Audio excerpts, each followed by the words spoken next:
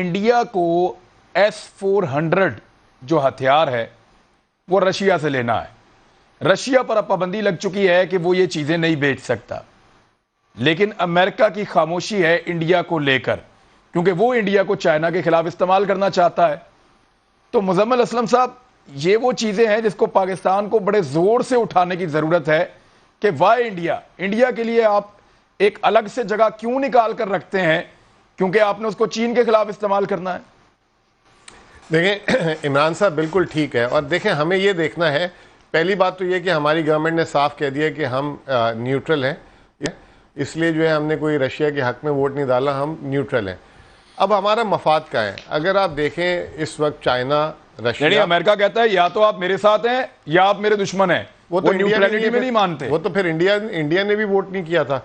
तो मैं सिर्फ एक बात कह रहा हूँ, इंडिया से तो उनको एक और बहुत बड़ा काम है ना। हाँ, अब देखें, आपसे तो यही वाला काम था। इंडिया के वोट न डालने की भी एक वजह है। जी, मैं आपको सिर्फ एक तजरिया छोटा सा दे रहा हूँ। चाइना, रशिया और यूएई, ये तीन का मिला के ना 5,000 अरब डॉलर का ना ज़र मुबादला के ज़खायर है।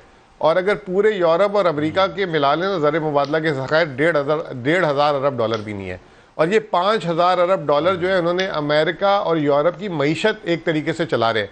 इसके अलावा रूस को तो आपको पता है कि जो है गैस भी दे रहे हैं। रूस जो है यूरोप को गैस भी दे रहा है, पेट्रोल भी दे रहा है। अमेरिका के साथ भी कुछ ऐसा ही कर रहा है। और चीन अगर आज अपनी फैक्ट्रियाँ बंद कर दे और चाइना में सामान ना भेजे तो अमेरिका में कहत पड़ जाए।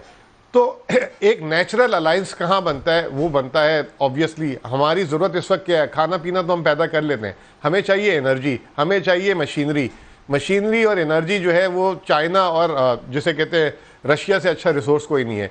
तो एक हमें जो है बैलेंस क्रिएट करना था। और मैं बड़ा खुश हूँ कि पाकिस्तान ने एक बड़ा तारीखी कदम लिया है। लेकिन मैं थोड़ी सी एक बात करना चाहूँगा अमार साहब के बारे में। इमरान साहब, मेरा आपसे ना गिला है, आपने इस प्रोग्राम में पीटीआई का तर्जुमान बुला लिया, मुस्लिम लीग नून के तर्जुमान बुला लिए, एक न्यूट्रल भी बुला लिया, आपको पीपल्स पार्टी के भी तर्जुमान को बुलाना चाहिए था। क्योंकि उसकी वजह यह है कि अगर अमार साहब कह रहे हैं कि इलेक्शन ही वाहिद हल है वरना आदम एतमाद का कोई फ़ायदा नहीं है, तो वो तो सबसे आसान है।